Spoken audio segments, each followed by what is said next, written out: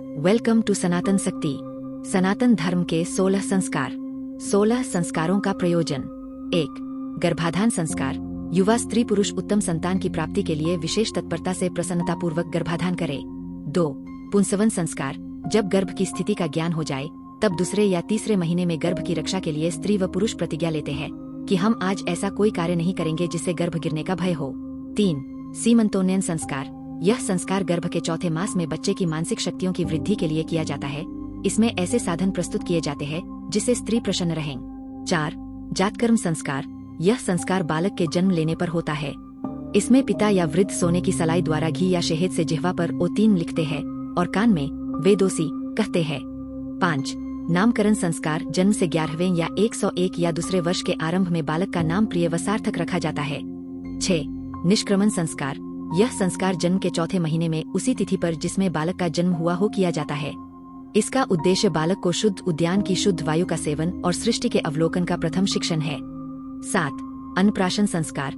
छठे व 8वें महीने में जब बालक की शक्ति अन्न पचाने की हो जाए तो यह संस्कार होता है। 8. चूडाकर्म मुंडन संस्कार।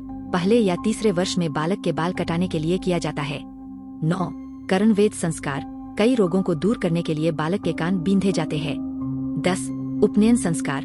जन्म से 8वें वर्ष में इस संस्कार द्वारा लड़के व लड़की को यज्ञोपवीत जनेऊ पहनाया जाता है। 11. वेदारंभ संस्कार। उपनयन संस्कार के दिन या 1 वर्ष के अंदर ही गुरुकुल में वेदों का आरंभ गायत्री मंत्र से किया जाता है। 12. समावर्तन संस्कार।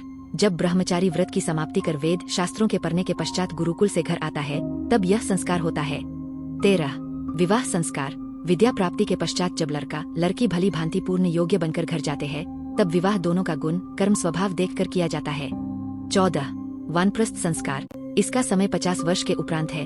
जब घर में पुत्र का पुत्र हो जाए तब गृहस्थ के धंधे में फंसे रहना अधर्म है। उस समय यह संस्कार होता है। 15. संन्यास संस्कार।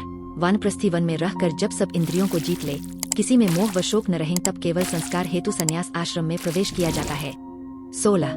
अंत्येष्टि संस्कार। मनुष्य शरीर का यह अंतिम संस्कार है जो मृत्यु के पश्चात शरीर को जलाकर किया जाता है। Thank you for watching.